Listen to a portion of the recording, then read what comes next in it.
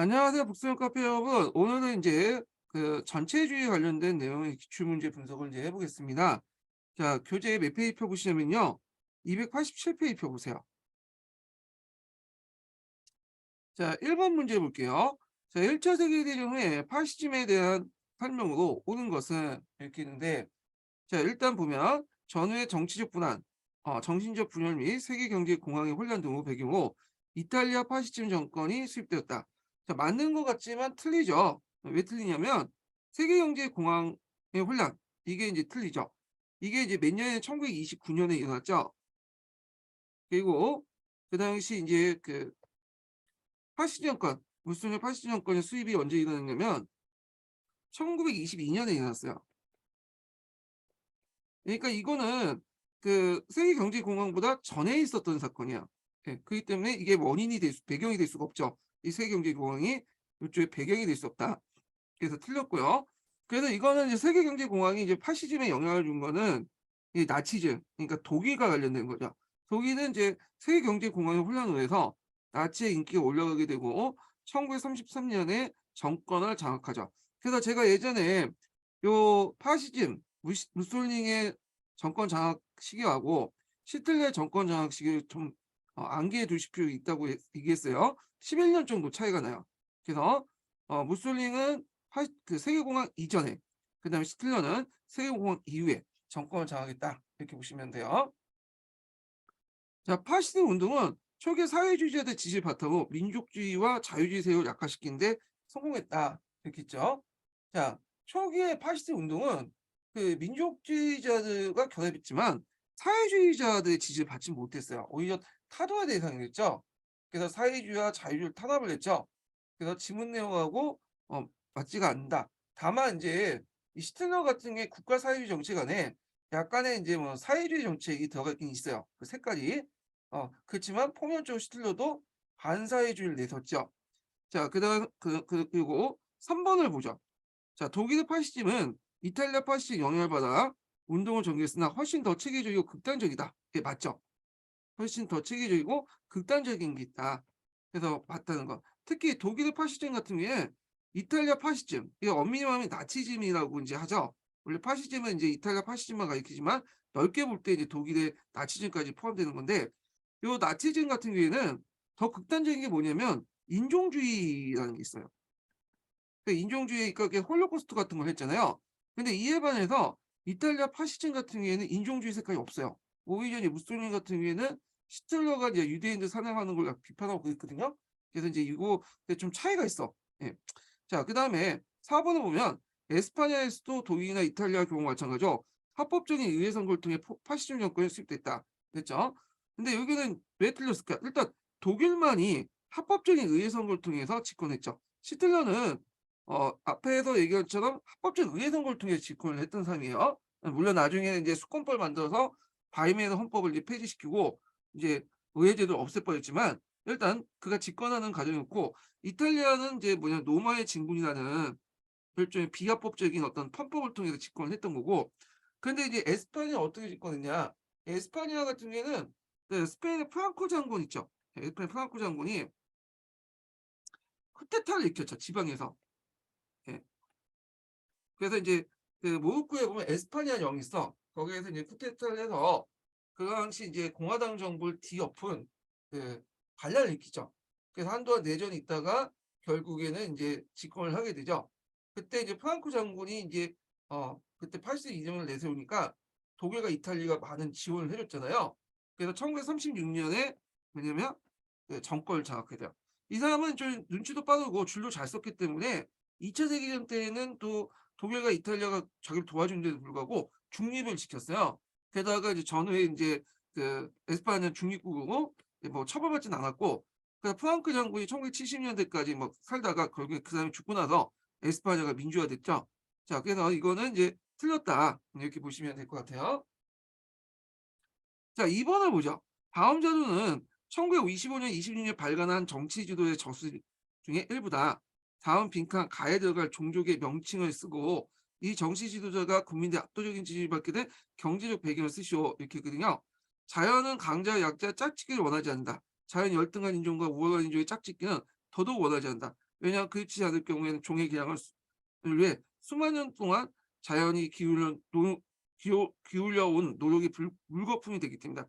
역사 이런 과정에 대한 많은 증거를 보여주고 있다. 역사는 열등한 인종과 여기에 가야 들어갈 민족이 어떤 민족이 아리아 민족이에요.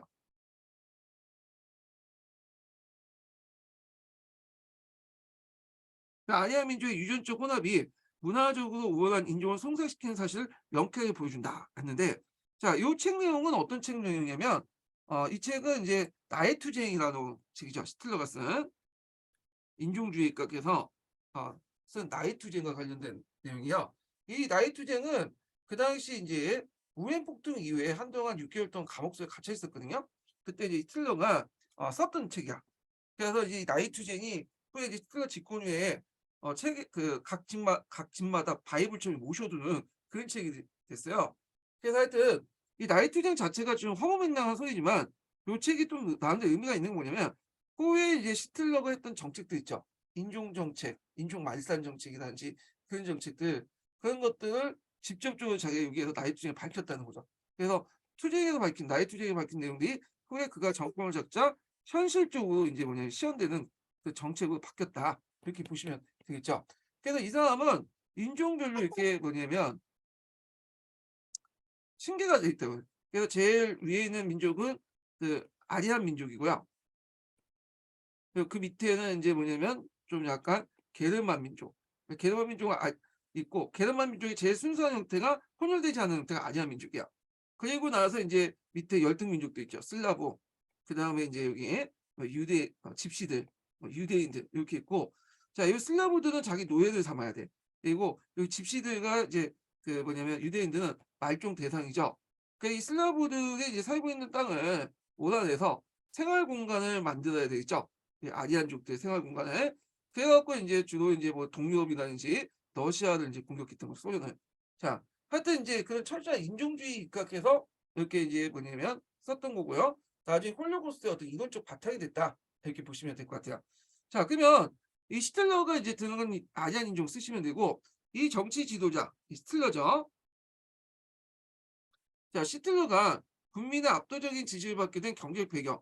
시틀러가 이제 집권하고 또 집권한 후에 또 뭐냐면 국민들 많은 지원을 받았던 지지를 받았던 이유가 있어.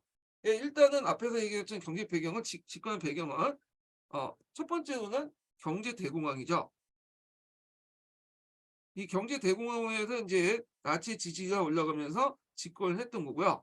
그 다음에 또 집권한 후에도 이 사람이 또 지지를 많이 받았어요. 한동안은 전쟁 전까지는. 그래서 이제 보면 자, 일단은 이제 그 당시 이제 공산주의를 배격하고 사유재산주의를 배격하고 사유재산제를 옹호했다는 거, 이런 것도 지지를 배경을 됐고요. 그 다음에 계획경제를 실시했죠. 집권하고 나서. 그래서 이 계획경제로 이제 독일 산업의 발전과 실업자 감소, 생활의 향상과 안정 제공을 했다. 그래서 이제 이 계획경제를 통해서 이제 우리가 지금 알고 있는 아우토반 같은 것들, 네, 독일 고속도로도 만들고, 그리고 또 이제 우리가 군민차를 하나 만들어가지고 독일 노동자들이 휴가를 갈 수 있다 보내겠다고 해서 폭스바겐도 만들고 그러잖아요. 자, 이런 것들이 다 계획경제 산업이야. 그래서 이제 전후에 이제 경제 공황의 어려움을 극복을 했죠. 딱 여기까지만 했으면 괜찮은데 더 앞서서 이제 침략정책을 강행함으로써 이제 히틀러가 몰락을 하게 되는데, 자, 이 히틀러가 여담이지만 제일 좋아했던 나라가 미국이라고 해요. 미국. 음. 미국에 이제 여러 가지 모습도 있는데 그걸 본받았다고 해. 네, 그래서 이제 우리가 인종주의 정책 같은 거 있죠. 나중에 이제 그 뒤에도 나오지만 히틀러가 이제 유태인을 탄압하기 위해서 법을 하나 만들었어. 그래갖고 이제 누른베르크 법 같은 거 있죠. 이 누른베르크 법도 그 미국의 영향을 받았다고 해요. 그 미국 같은 경우에는 이제 그 흑인파 백인이 결혼할 경우에 그 태어난 자식을 흑인을 볼 것이냐 백인을 갈 것이냐, 그게 되게 중요했거든요. 그러니까 흑인을 봐야지 노예가 될 수 있으니까. 그래서 그때 이제 정해진 원칙이 뭐냐? 그러니까 이제 미국 독립혁명 이전부터 정해진 원칙이 뭐냐면 한 방울의 피의 원칙이 있어요. 그러니까 한 방울의 피만 들어가도 이 사람은 뭐냐면 흑인이다. 그래서 겉모습은 백인일지 몰라도 자기 할아버지나 그다음에 증조할 고조할아버지가 흑인 한 명 있어도 이 사람은 이제 흑인이 되는 거야. 자, 이런 것들이 누른베르크 법에 이제 뭐냐면 반영됐다고 하고 앞에서 이제 계획 경제 관련된 것도 그 당시 이제 그 뉴딜 정책도 이제 막 진행을 하고 그랬잖아요. 요게 본받았다고요. 그래서 히틀러가 나중에 미국하고 싸우긴 했지만 미국을 상당히 좋아했던 인물이다. 약간 지금 윗동네 김정은 같은 분들 김정은하고 비슷하죠? 김정은도 맨날 반미 외치지만 항상 미국만 바라보고 미국을 상당히 좋아하잖아요. 농구도 좋아하고. 예증의 관계가 너무 많아. 하여튼 그래서 내가 보니까 반미를 외치는 사람 쳐 놓고 미국에 대해 예증의 관계가 없는 사람들은 못 봤어요. 다 예증의 관계가 있어. 예. 자 그다음에 3 번을 보자 3 번. 자 밑줄친 이들에 관한 서술로 옳지 않은 것은 이 11년 기출 문제인데 요거는 우리가 인제 읽고 있는 이제 뭐냐면 그 개론서 범위에서 벗어난 거야. 예. 그래서 이제 물론 이제 서강자에서 이제 나중에 이 관련된 내용이 몇 개 들어가긴 했지만 일단은 몇 개는 이제 보시면 알겠지만 개론서 범위에서 벗어난 거거든요. 예. 자 한번 문제 볼게요.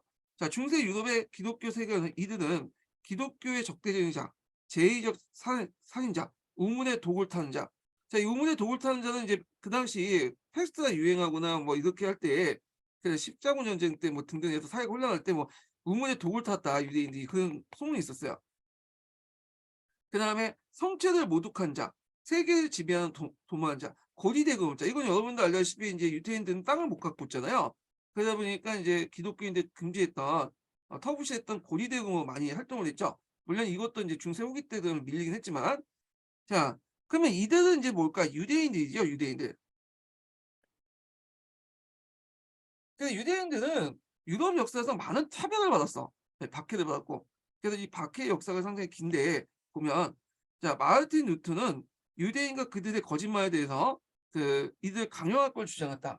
자 요거는 이게 옳지 않는 거죠. 근데 이거 쫙 보면 이게 좀 약간 단서가 있어. 보세요. 유대인과 그들의 거짓말에 대해서 이들 강요할 걸 주장했다.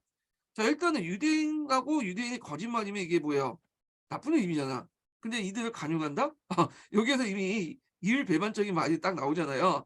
그래서 여기에서 이미 단서가 요게 아닐 거라는 단서를 줬어. 예. 간용한 게 아니죠. 자 16세기 때 에라스무스나 뉴터 같은 이 시대 선구자들도 유대에 대한 편견을 가지고 있었어요. 그래서 이 사람이 이제 뉴터 같은 사람이 유대인과 그들의 거짓말에 관해서 그래서 유대인들의 해당은 불타 없어져야 되고 불타지 않은 것들은 먼지로 뒤덮여 어 타다 남은 찌꺼기와 돌멩이조차도 보이지 않게 해야 된다. 불타지 않는 것들은 먼지에 뒤덮여서 타다 남은 찌꺼기와 돌멩이조차도 보이지 않게 된다. 이렇게 했거든요. 자 이런 일들이 이제 우리가 이제 이런 일은 우리가 이제 기독교인 하나님을 보여드리기 위해서 하나님과 기독교의 명예를 걸고 해야 된다. 그러면서 유대인들 비판했어. 그래서 유대인들의 그 해당을 이제 교회죠. 시나고그라는 것을 불태고 그 불타지 않는 것조차도 그 먼지에 뒤덮여서 보이지 않게 한다. 이런 내용을 한 거죠. 그래서 이제 간용하고는 상관없죠. 아니 철저하게 불간용이고 탄압하고 그런 내용이야. 그렇기 때문에 옳지 않은 거니까 이미 답이 나왔죠. 여기 답이 1 번이죠. 자 그러면 오답도 봐야겠죠. 기출문제 분석할 때는 중요하게 오답도 같이 보셔야 돼요. 오답 안에서도 답이 나올 수 있어. 자 프랑스 혁명의 제헌 국민회의는 이들에게 시민권을 부여했다. 그래서 인제 이때 이제 18세기 때 이제 계몽주의자들은 종교적 간영을 인정한 이신론적 세계관을 갖고 있었어요. 원래 이신론에는 그 종교적 포용 같은 것들을 강조했거든요. 그래서 이런 것들이 많았던 그 국민의회 제헌 국민회의에서는 당연히 유대인 박해를 비판하면서 1789 년에 그 제헌 국민회의에서 유대인 시민권을 부여했어. 요 내용이 이제 어디에 있냐면 서강자에 나와 있어요. 서강자. 근데 이 문제는 11년에 나왔기 때문에 서강자 나오기 이전이죠. 그래서 인제 여기 서기에서는 내용을 찾을 수가 없는 부분이거든요. 자 그다음에 19세기 말 러시아에 벌어진 포그롬이 시생겼다. 자 그 포그롬이라는 명칭 좀 외워두세요. 그래서 이제 유태인 박해가 독일에만 있었던 게 아니라 전 유럽적인 현상이었거든요. 그래서 이제 포그롬이라는 것은 러시아의 인제 유대인 박해를 얘기해. 그래서 이제 19세기 때 유대인들에 대한 조직적 약탈과 학살이었는데 이때 이제 19세기부터 20세기까지 제정 러시아에서 경찰이나 그 앞잡이의 선동에 의해서 그 뭐냐면 많은 유대인들이 학살됐죠. 예. 그래서 있고 또 뒤에 이제 스탈린이 정권장악하고 나서 또 유대인이 학살됐고요. 그다음에 이제 우리가 이제 예전에 한번 시험 문제 나왔던 우크라이나 팔리차 사단도 유대인들 되게 싫어했어. 예. 그러다 보니까 유대인의 박해 대상이었죠. 이 포grom은 아마 이제 알렉산더 2세가 암살되고 나서 그 암살된 그 사람 중에 상당수가 유대인이 있었단 말이야. 사회주의자 유대인들이 많잖아요. 그래서 이것 때문에 이제 일어난 걸로 알고 있는데, 자, 하여튼 요거 맞고요. 그다음 4번을 보면 영국은 1917년 벨포어 선언에서 요거 되게 유명하죠. 요거는요. 이대 국가 건설을 약속했다. 자, 벨포어 선언은 1차 세계대전 도중인 1917년에 11월 달에 영국 외무장관이었던 벨포어가 그 당시 유대인들 지원을 받기 위해서 그 뭐냐면 팔레스타인에 유대인이란 민족 국가를 수립한 걸 동의한 선언이죠. 그래서 그 반대로 이제 팔레스타인에게 이제 아랍인에게 독립국가 약속하는 게 맥마운 선언이고, 그래서 했는데 이거는 그 당시 이제 유대인들이 이제 그 금융 자본을 가들이 많았어요. 로스차일드가. 예. 그래서 로스차일드가 이제 예, 보내는 편지에서 이게 나왔거든요. 그래서 한쪽에서는 유대인들의 독립국가 건설을 약속하면서 또 한쪽에는 팔레스타인들의 어떤 독립국가 약속을 약속했죠. 그래서 맥마운 선언 같은 것들을 하는데 결국에는 둘 다 안 들어줬죠. 전후에 이제 1차 대전 이후에 어떻게 됐어요? 사이코스 피코 조약을 맺어서 중동을 그냥 닫아가졌죠. 영국과 프랑스가. 예. 그래서 이거는 그냥 말뿐이다. 이렇게 보시면 될 거예요. 자, 하여튼 그렇게 있고, 그다음 5번을 보죠. 1940년 바제네, 여기 되게 유명한 얘기야. 바제네. 이거 이제 서강제 예전에 나왔는데 그 당시에는 이제 그 서양사 개념 기초시신가 거기에만 나왔던 내용이거든요. 하여튼 1942년 이제 1월 20일 날 베를린 고회에 이제 그로셈 바젠에 모인 나치의 이제 주요 간부들이 그 유대인 문제의 최종 해결책을 논의를 했어요. 유대인들은 어떻게 할 것이냐. 그래서 이제 원래부터 이제 유대인들 처음에 죽이려고 했던 건 아니었거든요. 처음에는 마다카스카르라는 섬에 집단적으로 이주시켜갖고 여기에 살게 하자, 격리시켜서 그렇게 했는데 이 마다카스카르를 이제 못 가죠. 프랑스 섬이잖아요. 원래 이제 그 비정부가 그 당시에 독일 정부 밑에 있는 괴뢰 정부였으니까. 그런데 이 당시 이제 해상 패권을 영국과 미국이 다 장악하고 있었거든요. 그러니까 배로 그렇게 많은 유대인들 그쪽 못 보내, 마다카스카르 섬으로.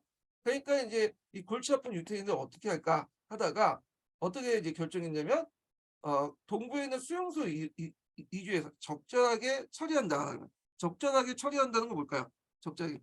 그러니까 대놓고는 얘기는 하지 않았지만 여기 이제 그 구체 문서를 보면 그 가스실에 독가스를 마시고 한도에 마시게 하고 죽인 후에 소각자로 화장시키자. 이렇게요. 그래서 이제 예전에 유대인들을 이제 격리시키고 일부 이제 러시아나 우크라이나 유대인들을 모아가지고 총살을 시켰어.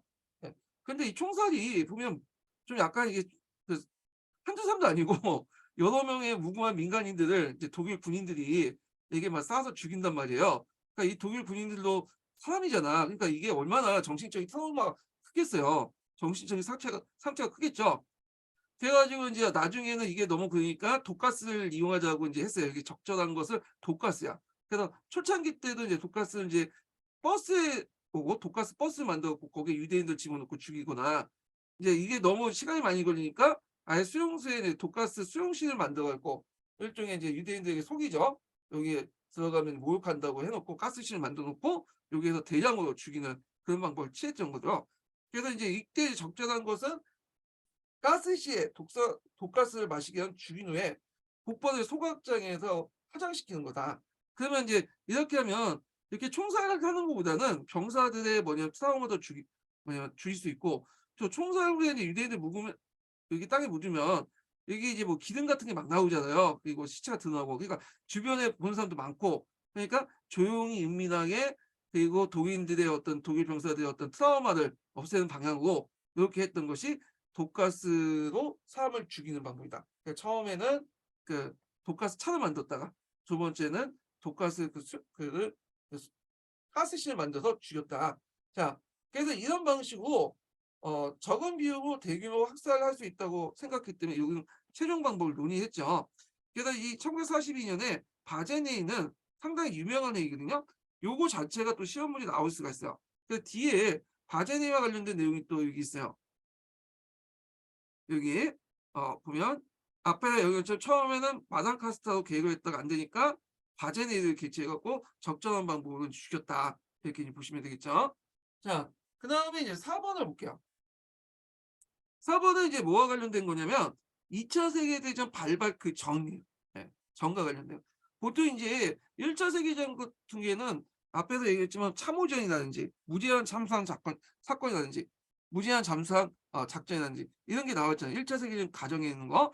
근데 2차 세계대전 자체는 문제 안 나와. 문제 낼 것도 많은데 그 뭐 스탈린그라드나 미드웨이 해전도 나오고 제가 이제 약간 덕후기 때문에 그 프로그램 많이 보거든요. 근데 2차 세계대전 바로 직전까지만 돼요. 그러니까 2차 세계대전 직전이 뭐예요? 2차 세계대전 언제 일어났죠?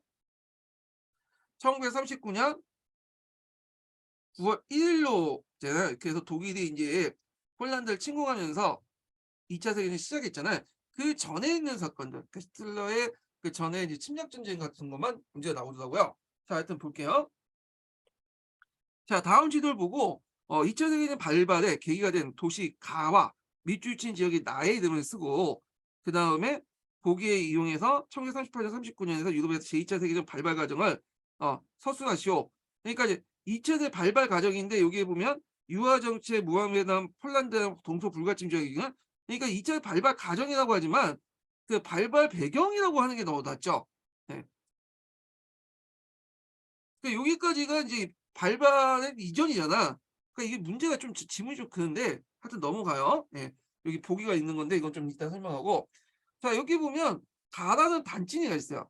자 단진은 지중학적으로 이제 보면 이렇게 좀 약간 확대해서 좀 보여드릴게요. 자 여기가 인제 독일 본토고요. 그리고 여기가 동프리스인이라고 해요. 동프로시아라고 또 하죠. 예. 그래서 요렇게 있는데 여기가 원래 연결해야 되는데 이 연합군들이 이 폴란드가 이렇게 연결시켜 버리면 이렇게 해 버리면 독일이 이어지고 폴란드가 내족 국가가 돼서 인제 독일을 견제할 수 없잖아요. 그러니까 '안 되겠다.' 여기를 이제 뭐냐면 튀고 여기 단지니가 있고 단지니는 그 당시 국제 연맹의 어떤 그 관리 도시로 맡겨 놓고 여기 독일 본토와 동포일선을 연결하는 해당 지역이 있어. 해당 지역을 폴란드에 떠줘 준 거야. 그리고 나서 단지니도 실질의 관리는 폴란드에 맡겼거든요. 예. 그래서 폴란드는 이렇게 해당이나 단지 지역을 통해서 뭐냐면 뭐 밖으로 나갈 수 있는 거죠. 이렇게 발트해 방면으로 이렇게 나갈 수 있는 통로를 확보할 수 있었던 거예요. 자 그러면 이제 독일 입장에 상당히 이게 불편하죠. 일단 그리고 또 단지니하고 요 지역들은 그 독일인들이 많아. 독일인이 거의 90% 거든요. 그러니까 "이거 다 우리 땅인데 왜 폴란드에게 관리시키고 그러냐." 그러니까 이게 평상시에 불만이 있었던 지역인데 근데 이제 이거에 대해서 인제 어 폴란 그 뭐냐 독일은 평상시에 불만이 있었고 히틀러가 이걸 터트린 거지. "요 지역을 우리한테 돌려달라." 예? 그래서 거의 인제 폴란드에게 요구를 했는데 당연히 폴란드는 안 들어주죠. "이 지역은 안 되겠다. 단체가 왜 그 폴란드 사람을 주냐." 결국에는 인제 이것 때문에 독일이 물론 그전에도 인제 폴란드 노리고 있었죠. 이거는 하나의 핑계에 불과한 거고 어디 공격해요? 그 폴란드를 공격하죠 9월 1일 날. 자 독일이 폴란드를 칠 때 이때 인제 그 독소 불가침 조약에 따라서 이 독소 불가침 조약은 독일과 소련이 이제 서로 전쟁을 안 하고 뭐냐면 삼국과 싸울 때는 중립을 지키겠다는 거거든요. 침략을 안 하고. 그래서 독소 불가침 조약을 맺었는데 이때 이제 이면 조약, 비밀 조약은 어떤 조약을 또 맺었냐면 독일하고 인제 독일이 그 폴란드를 칠 때 동쪽에 있는 소련이 폴란드를 공격한다. 그래서 바르샤바를 기준으로 바르샤바까지는 서쪽 지역은 독일이 먹고 요쪽 동쪽 지역은 소련이 먹는다고 이면 계약을 해 버린 거야. 조약을 맺은 거죠. 그러니까 이제 여기에서 독일이 공격해 오니까 이걸 보고 이제 스탈린이 동쪽을 치면서 독일은 이쪽 서쪽 지역 그다음에 소련 이쪽은 뭐냐면 폴란드 동쪽 지역을 먹게 되죠. 그리고 소련 같은 경우에는 더 나아가서 이제 여기 리투아니아, 라트비아, 에스토니아 원래 이게 독립국이었거든요. 1차 세계대전. 요거 그냥 먹어 버려. 예. 그래서 인제 왜 먹었냐면 여기를 먹어야지 요 당시 이제 레닌그라드나 이제 모스크바 지역을 나중에 독일이 공격할 때 좀 약간 요런 용토를 이제 막 먹어야지 좀 전선을 길게 할 수 있다 해 가지고 여기를 먹어 버린 거죠. 그러다가 이제 계속 이제 소련 연방에 있다가 나중에 인제 1990 년대에 이런 나라가 이제 독립을 해 갖고 그죠. 그러다 보니까 이런 나라들은 되게 보면 반소련 정서를 갖고 있어요. 반러시아 정서를. 예. 그리고 지금도 여기는 나토 회원국이죠. 예. 그래서 하여튼 요렇게 이제 해 가지고 반반해서 먹었다. 이렇게 보시면 될 것 같아요. 자 그다음에 이제 여기 보면 이제 그 가와 밑줄 지역에 나는 아까 이제 그 가와 밑줄 친 나를 이제인데 이 나를 이제 뭐냐면 슈텐텔랜드라고 해요. 슈텐텔랜드인데 포기법에 따라 줬는데 슈텐텔랜드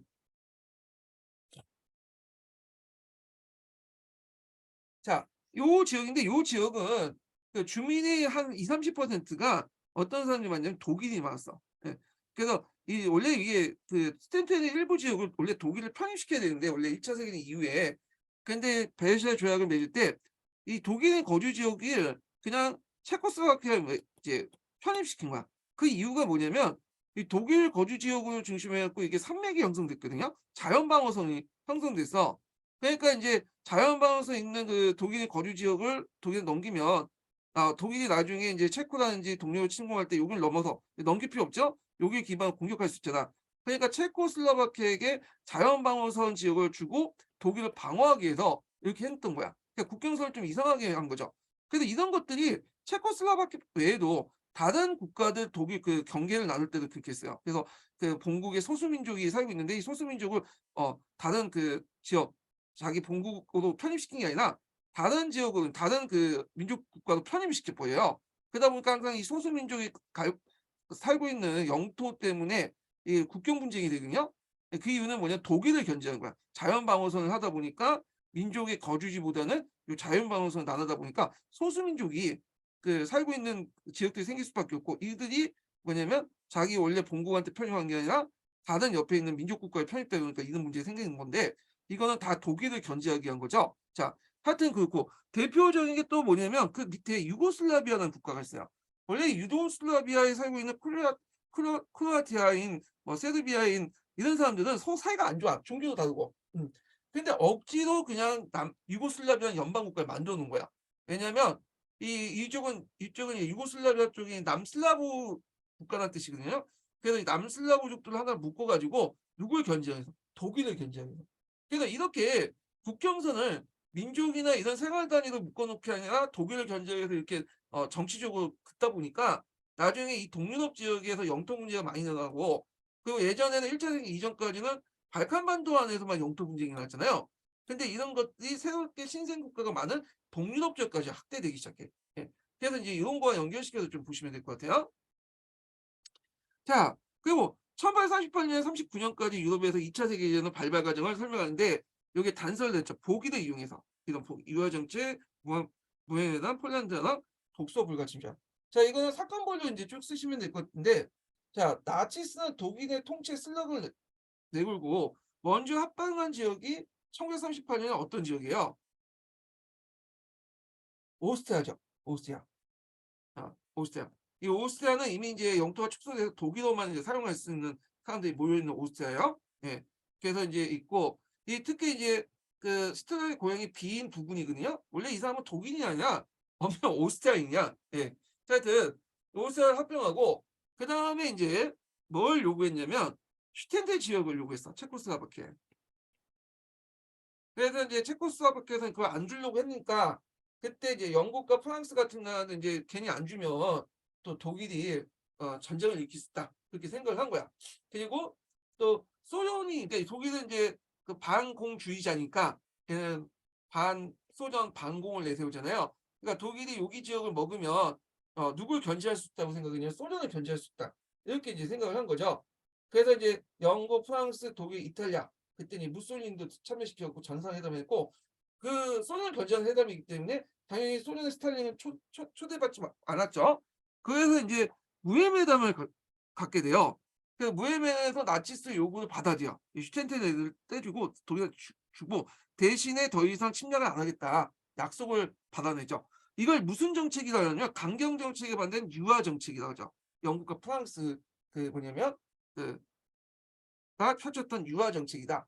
자, 그래서 이제 있고 그래서 이제 이렇게 합의를 해서 웃고 그랬는데 그때 이제 체코슬로바키아는 해당을 키지 못했죠. 그러니까 다 이제 뭐냐면 강대국들이 알아서 갈라먹었는데 문제는 독일이 그 약속을 안 지켰죠. 그리고 나서 체코슬로바키아를 공격을 하죠. 그래서 체코슬로바키아를 다 먹고 체코를 자기 보호 직접 먹고 이 슬로바키아는 것을 보호 삼았잖아요. 다 분리시켜갖고 그리고 나서 이제 뭐냐면 폴란드로 이제 갖고 가기 전에 독소 불가침 조약을 맺게 돼요. 예. 그래서 독소 불가침 조약을 맺고 그리고 이제 어느 정도 국경을 안정한 다음에 폴란드에게 땅을 요구하는데 이때 단지니와 폴란드 하나를 요구하죠. 근데 뭐 아까처럼 안 도와주죠. 그래갖고 이제 이렇게 해서 군사적으로 이제 뭐냐면 나갔다 이렇게 보시면 될 것 같아요. 요걸 쭉 쓰시면 될 것 같아요. 예. 그래서 제가 이제 예시 답안을 거기에다 적어놨거든요. 그래서 이런 것들 좀 보시면 될 것 같고, 자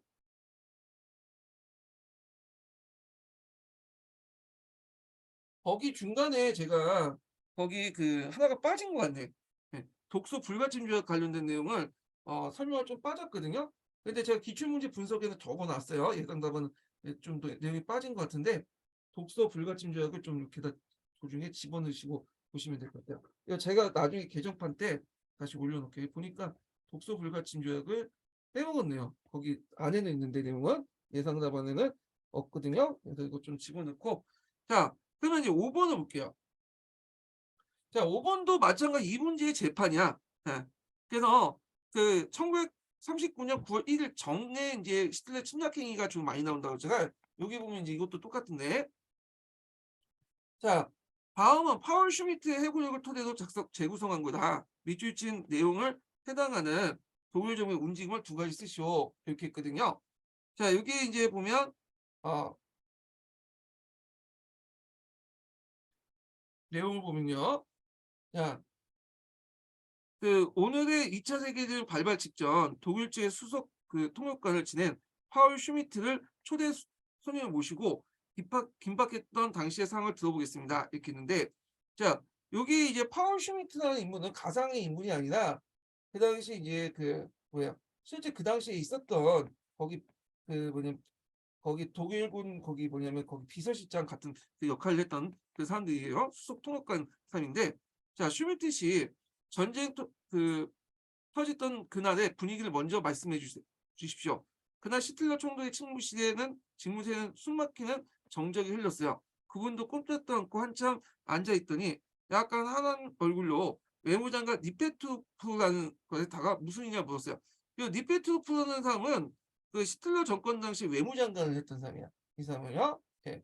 그래서 이제 있고 그 다음에 이제 다가가 무슨 일이냐 물었어요. 그러자 장관이 영국과 프랑스에 최후 통첩을 보냈다고 나지막하게 얘기한 거야.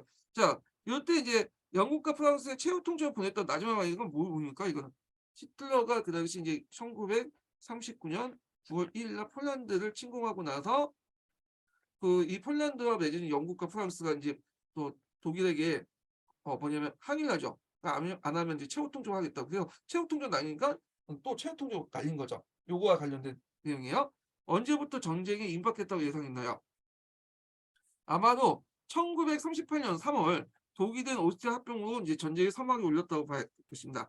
그 후 2차 세계대전 발발 직전까지 독일 정부는 동유럽의 전쟁에 원고를 쌓기 위해서 외교적 노력과 군사적 행동을 병행했어요. 이렇게군요.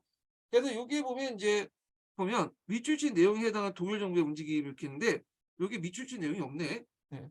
여기 보면 여기 밑줄친 내용이 있죠. 여기 독일 정부는 시틀러와 관련된 독일 정부고 여기에서 외교적 노력과 군사적 행동을 병행합니다. 여기가 밑줄친 내용이야. 여기 이제 빠졌는데 여기 부분이 자 그래서 이제 이런 상황이 전개되자 영국, 프랑스도 최후 통제로 강경하게 대응한 것이죠. 이렇게 이제 있어요. 그러면 이제 여기에서 이와 관련된 밑줄친 내용과 관련된 독일 정부의 움직임을 두 가지 쓰시오 이렇게 했거든요. 일단은 외교적 노력과 군사적 노력이니까 외교적 노력과 군사적 노력 하나는 포함되겠죠. 각각 하나는. 그래서 이제 여기 보면 외교적 노력에서는 이제 뭐냐면 이게 독일 정부 입장에서 스트레스를 보는 거예요. 독일 정부의 독소 불가침 조약을 맺게 됐다.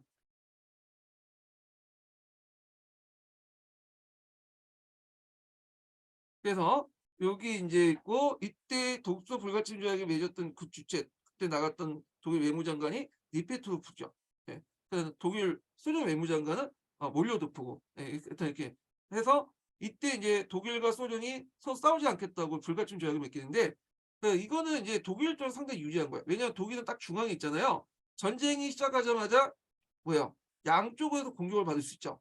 그러니까 여기에 서부전선, 동부전선에서 공격을 받을 수 있으면 동시에 병력을 두 군데 나눠야 되잖아. 그러니까 이제 일단은 소련하고 불가침 조약을 맺으면 요쪽은 좀 안정이죠. 그리고 이 병력을 여기에다가 서부 전선에 투입할 수 있잖아요. 영국과 프랑스 싸우는데. 자, 그리고 이제 앞에서 말한 그 이면 조약을 통해서 이 당시에 그 폴란드를 나눠갖게 한 거죠. 예, 바르샤바를 기준으로 해갖고 그 당시 이제 서쪽은 그 독일 땅, 동쪽은 소련 땅 이렇게 이제 하죠. 그때 이제 소련군이 요 동쪽 땅을 요구한 거는 좀 뭐냐면 지금 다 욕을 얻어먹고 있지만 소련 입장일 때는 좀 억울한 것도 있어요. 왜냐면 여기 역사책에 나오지 않았지만 폴란드가 이제 독립하자마자 이 당시 초창기 이제 러시아는 소비에트 항공 직후이기 때문에 힘이 좀 약했거든요. 그래갖고 이때 이제 1920년에 폴란드가 우크라이나 지역이나 벨로루스 지역을 공격을 해요. 그래서 상당한 땅을 장악해서 니갈 조약을 맺고 요 지역을 자기가 장악을 해. 그래서 이제 서로가 치고받고 싸워요. 러시아군이 바르샤바까지 앞에 갔다가 다시 치고 올라와서 여기를 점령하고 왔다 갔다 하는데 하여튼 니갈 조약을 이겨갖고 요 지역 그 우크라이나 일부 지역과 벨루시 일부 지역이 상당히 폴란드 영토로 들어갔거든요. 그래서 이 베르샤바 동쪽 지역은 사실상은 그 러시아 입장에 자기 땅이야. 자기 땅을 돌려 찾는 거죠. 하여튼 나중에 2차전 끝난 후에 폴란드한테 원래 이 땅을 줘야 되잖아. 자기는 또 침략해서 점령해도. 그렇지만 이 땅을 주지 않고 이제 원래 자기 땅이니까 여기 이제 벨루시와 우크라이나 자기 땅 편입시키고 이쪽 편입시키고 오데르 나이사스 강을 중심으로 독일 땅을 떼어다가 이동 땅을 떼 오데르와 나이사스 강이라는 그 독일 동쪽 땅을 떼어다가 누구한테 준 거야? 이 폴란드한테 줘버린 거야. 예. 그래서 뭐 이렇게 해서 이제 나눠갖게 되는 거죠. 예. 자, 하여튼 있고 그 다음에 요게 이제 군사적 그 활동 보면 그러니까 발발 전이니까 앞에서 좀 단지 자유시 폴란드 하나 요구나. 이거는 이제 외교적 활동이겠네요. 외교적 거. 네. 그러니까 단지 자유시 폴란드 하나도 외교적 활동이 노래 들어있죠. 군사적인 행동을 보면 체코슬라비아계를 전체를 점령했다. 네. 앞에 무에네는 그 무시할 뿐이고 슈텐트뿐만 아니라 체코슬라바키아 전체를 장악했다. 이렇게 보시면 될 것 같아요. 자, 그래서 이제 요 관련된 내용들 좀 기억을 해주시고요. 자, 6번을 볼게요. 6번. 자, 가와 나에 들어갈 나라 이름을 쓰시오 이렇게 했는데 1920년대 들어와서 유럽은 베르사유 체제에 의해서 평화가 찾아온 듯 했다. 그러나 세계는 경제공황의 발생 후 다시 위기에 빠져들었다. 이에 대한 타깃 후 1930년대 들면 군국주의 및 전체주의 국가들이 무력 침략을 도발했다. 일본은 만주를, 그 다음에 멋멋은 땡땡 멋멋을, 독일은 라이라트를 점령했다. 멋멋은 이미 아프리카 1896년 아프리카 나를 침공했다. 패전한 경우 갖고 있다. 자, 여기 나는 어떤 나라일까? 이탈리아죠. 이탈리아가 아니라 가가 이탈리아죠. 예. 가가 이탈리아고 그다음에 나가 에티오피아죠. 그래서 무솔링은 이제 예전에 치욕을 갚자 해가지고 에티오피아를 공격했죠. 그래서 로마의 영광을 세우고자 했던 건데 하려고 했던 건데 이게 이제 무솔링이 에티오피아를 치기 전에 이미 1896년에 아프리카 그 이탈리아가 아프리카 에티오피아를 한번 쳤어요. 네. 그래서 이제 이때 에티오피아를 공격했는데 에티오피아가 이탈리아 공격을 몇 차례 막아내고 결국에는 아두아 전투에서 큰 승리를 거두죠. 그래서 이제 이 아두아 전투에서 이제 패배한 이탈리아는 에티오피아와 그 당시 에티오피아 수도가 아디스 아바바거든요. 그래서 아디스 아바바 가서 아디스 아바바 조약을 맺죠. 그래서 그 조약 내용 때서 에티오피아는 독립을 인정하고 점령하고 있던 영토를 그 이탈리아가 이제 에티오피아에 반환하고 배상금을 지불했거든요. 자, 그리고 이게 이제 뭐냐면 유럽 그 아프리카 역사상 제국주의 국가를 패배를 시켰던 전쟁이죠. 국가 차원에서. 예. 그래갖고 이제 이것 때문에 이탈리아가 상당히 치욕감을 느꼈어. 그래서 이제 이거에 대해서 이제 그 무솔링은 복수를 한다고 또 로마의 영광을 되찾는다고 그 당시 에티오피아를 공격을 해서 결국에는 이제 뭐냐면 1935년이죠. 그리고 거기에 이제 뭐냐면 5월 7일 날 1936년 5월 7일 날 수도였던 아디스 아바바를 함락시키고 에티오피아를 이탈리아로 병합시켜요. 그래서 황제는 영국에 망명을 하고 그때 이제 이탈리아가 침략하니까 에티오피아의 호수 국제연맹은 이탈리아 침략을 비난하고 이탈리아 경제 제재를 나서기 시작하는데 그 내용이 좀 별 실효성이 없어요. 주로 이제 이탈리아 상품의 불매와 주요 군수 물자는 이탈리아 금수 조치를 취하는 건데 어 그거에 대해서 이제 강대국들이 별로 협조를 하지 않았거든요. 특히 제일 중요한 게 이제 수에즈 운하 개통 문제인데 수에즈 운하를 차단해야지 그 당시 이탈리아의 군대와 무기가 이쪽 에티오피아에 들어갈 수 있잖아요. 들어가지 못하잖아요.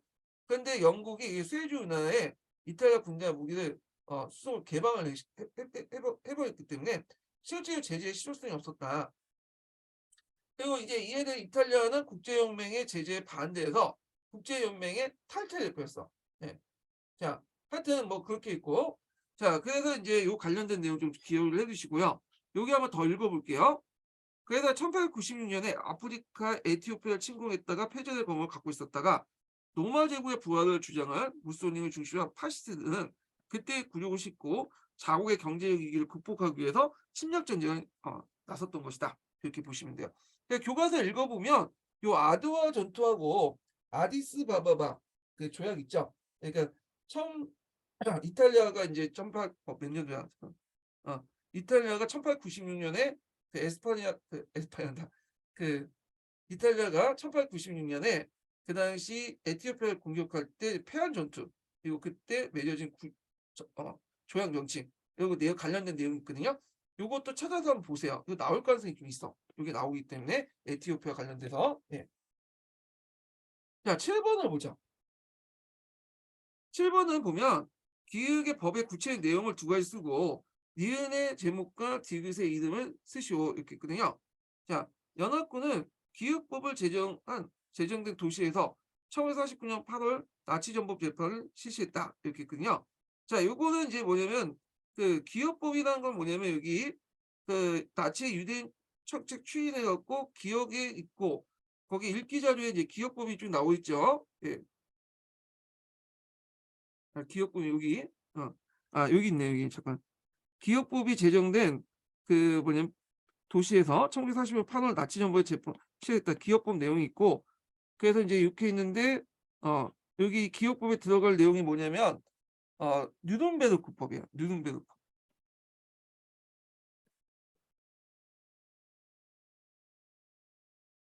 뉴른베르크법 1935년 9월에 제정된 법인데 원래 나치의 이제 그 뭐냐면 정당대회가 였던 곳이 뉴른베르크법이야.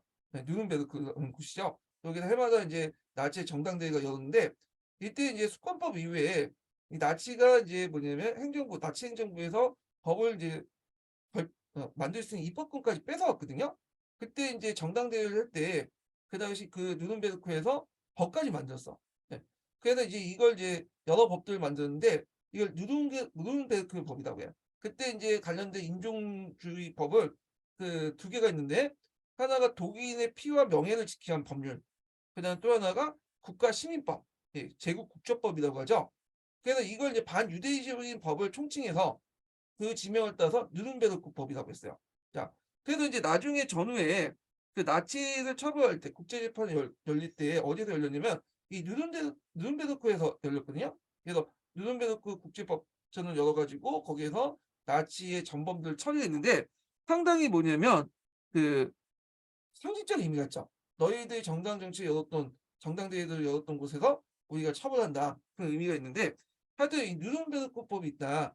자, 누른베르크 법에 관련된 내용을 이제 보면 요거는 이제 두 개 법을 합쳐놓은 거야. 아까 독인의 피와 명예 지키는 법률, 국가시민법 이 두 개 이제 법의 총칭인데 거기에 내용을 좀 볼게요. 잠깐 여기 기출문제 분석 자료가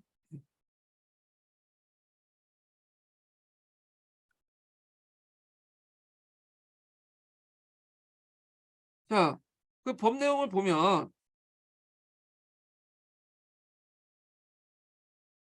조부모 중에 한 사람이라도 유대인이라면 그를 유대인으로 간주한다. 그리고 유대인들의 시민권을 박탈하고 유대인과 혼인을 금지하고 교육기관, 은행, 법원 등의 근무를 금지한다. 저술 활동이나 연극, 상영, 음악회 개최 등 모든 정상적인 활동이 금지된다. 유대인들이 식별할 수 있게 다비다 항색법을 착용해야 된다. 이렇게 있죠. 그래서 이 누른베르크 법 두 개의 법에 의해서 아까 얘기한 독인의 피와 명예를 지키기 위한 법률과 국가시민법에 의해서 규정된 거다. 이렇게 보시면 될 것 같아요. 자, 그다음 니은에 들어갈 제목과 디귿의 이름을 서술하시오 이렇게 있거든요. 자, 여기 보면 그 나치 각의 청사 읽기 자료 해가지고 보면 제6조 평화에 관한 죄, 전쟁 범죄 그리고 있고, 자, 니은은 이제 뭐와 관련된 법이냐면 인도에 관한 죄예요.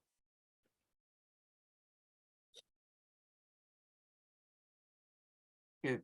그래갖고 이런 평화에 관한 죄와 그 인도에 관한 죄는 2차 세계 이후에 처음으로 만들었어. 예. 그래서 전쟁하는 과정에서 비인도적인 그 행위 자체, 그러니까 군사적 목적이 아닌 비인도적인 행위 자체에 대한 처벌 관련된 법인데, 요게 이제 뭐냐면 그 뒤에 나왔다. 그래서 인도에 관한 죄와 평화에 관한 죄를 그냥 관련된 내용이다. 왜냐하면 2차 세계대전 도중에 의도적으로 민간인들 학살한 범죄들이 많았잖아요. 그런 범죄들을 이제 먼저 처벌하기 위해서 그런 법들을 만들었던 거야. 평화에 관한 죄와 인도에 관한 죄. 자, 그래서 이제 이런 것들, 또 인도에 관한 죄 인륜 범죄 이렇게 주로 유대인 학살과 관련된 내용이죠. 자, 그다음에 디귿의 이름을 쓰시오 이렇게 있는데, 여기 이제 디귿은 이제 여기 관련된 거죠. 1961년 예루살렘에서 열린 재판의 피고이자 전 나치 보안국 관리였던 먼못은 이렇게 말했다. 나는 결국 유대인을 증오하지 않았지만 다르게 행동할 순 없었습니다. 나는 죄책감을 느끼지 않습니다. 최종 해결, 앞에 이제 최종 해결 바제네이에서 유대인들을 독가스로 죽이는 그런 해결이죠. 자, 최종 해결에서 내가 맡은 역할은 우연에 의한 것이다. 누구라도 내 역할을 있습니다. 그에 반하는 홀로코스트를 포함한 제노사이드 문제에 대한 전반적인 성찰을 계기가 되었다. 이후 전쟁 범죄와 니은의 공승시효의 정리되지 않는 범죄를 인정받기 시작했다.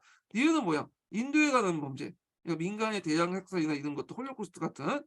여기 이제 들어가 있는 사람은 누굴까요? 이 사람은 아이만이죠. 아돌프 아이만. 그래서 아돌프 아이히만은 교과서에 있어요. 이거 교과서 내용을 그대로 따서 문제가 나온 거야. 예. 이 사람은 이제 어떤 사람이었냐면, 이 당시 이제 이 사람이 이제 유대인 학살 과정에서 유대인들 열차를 태워서 폴란드 수용소 이동시키는 책임자였어요. 그리고 바제네이에도 참여를 했던 거고. 그러니까 이제 홀로코스트 전범인데, 뭐 홀로코스트를 계획했던 건 아니지만 실무 책임자라고 볼 수 있어요. 이 사람이. 그래서 이제 이 사람이 이제 나중에 그 전쟁이 끝난 후에 아르헨티나로 도망갔죠. 그러다 이제 거기서 살고 있었는데, 그 당시 아들 때문에 이제 뭐냐면 이 사람의 실체가 밝혀졌어. 이 아들이 그 아이만 실제 그가 어떤 사람이 막 떠들고 다녔어, 자랑스럽게. 근데 때마치 그 아들의 여자친구가 그 유대인이었어요. 예. 그래서 이걸 듣고 그 당시 이제 그 예루살렘에 이스라엘 얘기했죠, 모사드에. 그래서 모사드가 이제 와갖고 와서 아르헨티나에 있었던 이 사람을 잡아다가 강제로 예루살렘을 이렇게 데리고 갔죠. 그것 때문에 이제 아르헨티나하고 이제 외교적 마찰이 있었긴 했지만, 그래서 1961년에 예루살렘에 열린 재판에서 요걸 이제 법을 그 재판에 세워놓고 이때 한 얘기가 아이만이 한 발언이야. 예. 그래서 이제 요것 때문에 이제 나중에 악의 평범성이나 뭐 그런 개념들이 나왔다는데, 이건 뒤에 제가 기출문제 분석을 적어놨으니까 좀 보시고요. 그래서 이 사람은 아이만이다 이렇게 보시면 돼요. 아돌프 아이만. 예. 그래서 가끔씩 문제에 이제 사람 이름도 좀 나오니까 사람 이름 같은 것도 외워두시는 것도 좋을 것 같아. 요 부분도요. 자, 그래서 이제 이렇게 해서 전체주의와 뭐 인종학살 관련된 내용을 해봤고요. 다음 시간에 2차 세계대전 유럽 관련된 내용을 해보겠습니다. 오늘 강의 끝까지 듣느라 수고하셨고요. 다음 주에 뵙겠습니다.